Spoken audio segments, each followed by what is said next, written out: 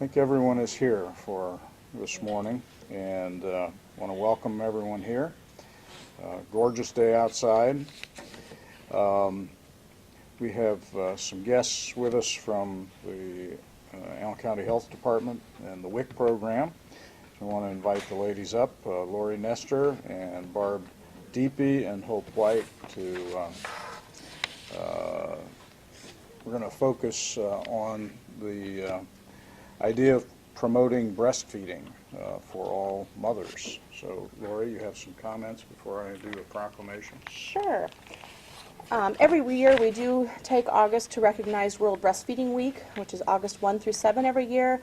Here in Ohio, we also observe Breastfeeding Awareness Month, which we use the whole month of August. Just to pay some special attention to breastfeeding, our goal at WIC is to provide accurate, factual information to our moms so that they are well educated before they have their babies, so that they can make a personal decision about how they want to feed their babies. And then we provide support services through counseling with the mothers. We have breast pumps available if they are needing assistance or going back to work or school, and just have lots of other information depending on what the situation is, so that they have the support they need to fulfill the goals that they have.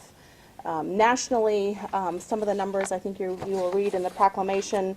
The estimates are that if 90% of new mothers breastfed, the United States would save $13 billion in healthcare costs, as well as deaths of babies due to other formula complications and other things. So in this day and age where healthcare and just the whole economic situation is a concern, it's one more thing to kind of shore up the support for breastfeeding. Breastfeeding is also linked to many preventable public health issues such as diabetes, obesity, cancers, heart disease. The list is quite lengthy. So there's lots of reasons why we want to support. And our goal, again, is to provide the support that moms need to make their own personal decisions. We're not here to tell moms they have to breastfeed. We want them to be able to make an educated decision on how they will feed their babies, and then provide the support that they need to fulfill their goals. Okay. I think I want to emphasize that today the message obviously is to mothers, but it's also to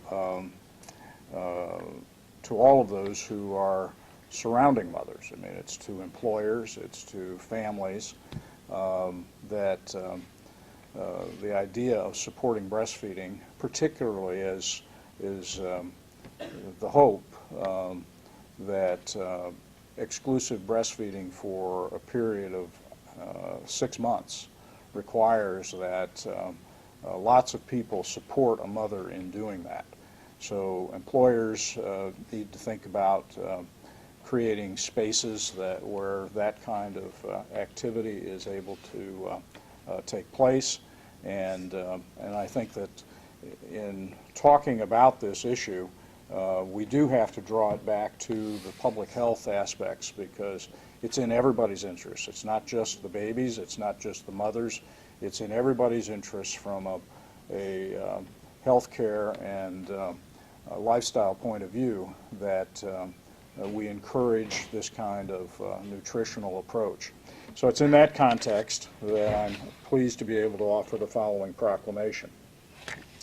Whereas the residents of Ohio are deserving of good health throughout their lives, and exclusive breastfeeding for the first 6 months of newborn life, as recommended by the American Academy of Pediatrics, provides the best possible start to life in all areas of development. And whereas the health benefits of breastfeeding for the infant include a 20 to 30% reduced risk of obesity later in life, reduced risk of sudden infant death syndrome, fewer ear and respiratory infections, a reduced risk of developing both juvenile and type 2 diabetes, and an average increase in IQ at the age of 6.5. And whereas mothers also receive benefits from exclusive breastfeeding that last a lifetime. Specifically, the longer that mothers breastfeed, the lower their BMI, blood pressure, triglycerides, waist circumference, and LDL cholesterol levels. Longer duration of breastfeeding also lowers mothers' risks of type 2 diabetes and metabolic syndrome. And finally, new evidence shows that mothers who exclusively breastfeed get more sleep and have a lower risk of depression. And whereas a 2010 study published in Pediatrics found that if 90% of new mothers breastfed, the U.S. would save $13 billion per year in healthcare costs and more than 900 deaths annually. Breastfeeding also protects the environment by decreasing energy used to process formula and dispose of waste containers. And whereas, despite these benefits, the CDC 2011 breastfeeding report card found that only 2/3 of Ohio babies are breastfed any time, and only 8% of these babies are breastfed exclusively for 6 months as recommended. Whereas the Surgeon General has issued a call to action to support breastfeeding, which in part focuses on the need for communities to increase societal support for breastfeeding mothers. Now, therefore, I, David J. Berger, Mayor of the City of Lima, do hereby proclaim August 2012 as Breastfeeding Awareness Month in our community and urge all citizens and residents to join me in encouraging and supporting breastfeeding. In witness whereof I have hereunto set my hand and caused to be affixed the seal of the City of Lima this day of August 2012. Congratulations and good luck in your work with WIC and the Health Department. Thank you on behalf of all. Yeah, the of all young the moms, families. of all the healthcare professionals that are supporting moms, we really appreciate your support. There's not many men who can stand up in a room and say the word breastfeeding and breast milk this many times without dissolving. So we really appreciate you. You're welcome. Thank you very much. Brett Roehm is here from the Parks Department with information about a fun event coming up for kids tonight. Thank you. I'm here today to announce again that at Lincoln Park this evening, beginning at 8:45, we're going to show a movie through the Lightning Bug Theater. This is opportunities made possible with a partnership with Lima Superior Federal Credit Union and Maverick Media. Activities are actually going to begin at 8 o'clock. We're going to have the train open so that people, if you haven't been through the train, you can go through and take a tour of that. Lima Warrior football players will also be in attendance, so you can meet some of the local Warriors players. The movie is actually going to be shown in the bowl area at Lincoln Park, and it will begin around 8:45. We encourage you to bring lawn chairs, blankets, popcorn, drinks, whatever you would want to take to a drive-in movie, just not your car. It's a great family opportunity to spend some quality time with your kids and bring them out, no charge. Again, the movie will be Little Giants with football right around the corner. We thought that was an appropriate theme, so bring the family, come out, enjoy the movie. Lincoln Park, 8:45 tonight. So, Little Giants and the Warriors. Yes, Is yes, a theme. yes. So come out and enjoy it. All right. Thank you. Thanks, Brett. Should be a lot of fun, and we hope folks get the word and the weather cooperates. It should be a very pleasant evening. Also, our Public Works Director, Howard Elstro, is here to provide some details on our approach to the finishing touches for Spring Street, which is going to be converted from one-way to two-way, and will have some special features. But before I do that, remind everybody going to see the movie tonight to take along bug repellent, right?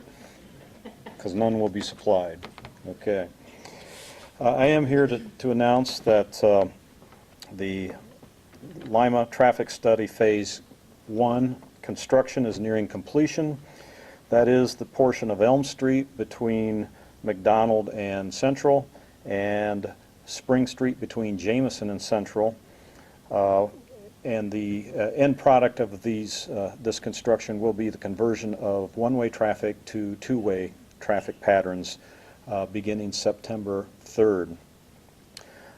Construction crews are nearly done with the work that they had set out to do. That includes reconstruction of sidewalks, curbs, drainage, modification to the street surfaces, the resurfacing completely of Spring Street, and portions of Elm Street as well.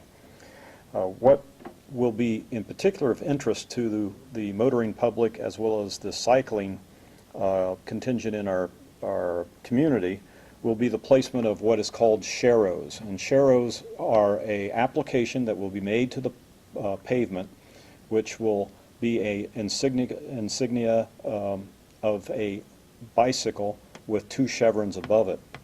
And what this denotes is that that lane of traffic where these appear will be shared lanes. The traffic will accommodate both cyclists and vehicles, so it puts both of the users on notice, but in particular, these lanes are wider than typical lanes. They are designed to accommodate traffic of cyclists and vehicles at the same time. So this is something new to our community. It is consistent with our overall bike plan. We have a plan that calls for the incorporation of bike routes, bike paths, bike lanes, and over the course of the next several years, probably 5 or 6 minimum, people will begin seeing more bike routes actually posted along our community streets. Interesting fact was shared at the Traffic Commission this past week, and that is that 15% of our community, of the Lima community, has no access to cars. What that means is that people in our neighborhoods, that 15%, is dependent either on pedestrian, mass transit, or cycling to do their daily chores, either shopping, going to school, to work, actually to reach leisure destinations. Those people are not car dependent, and the emphasis that we are, or one of the primary principles that we are looking at, is to address the transportation needs of that sector of our community. So as the Lima community sees new and engineering projects rolled out, you will notice a special emphasis on pedestrian and bicycle users' needs. If the date of September is modified, we will have subsequent press releases that we will release letting you know that the day may be moved a day or two. Thank you. Thank you. As with anything new, I'm sure there will be questions, maybe even some resistance. Of course, that never happens, does it, Phil? We do, however, have an overall plan for creating a network of routes throughout our community. This is really the first implementation on a street itself, but we expect that additional corridors will also be established in over the coming years as we rebuild streets and install additional pathways. So we would appreciate the public's attention and caution as we do this. Obviously, we're trying to do it in a way that both informs the community but also keeps everyone safe. That includes those that are traveling by vehicles, as well as the cyclists and pedestrians along these routes. So I think that's all that we have for today, and we will break down for individual interviews. Thank you.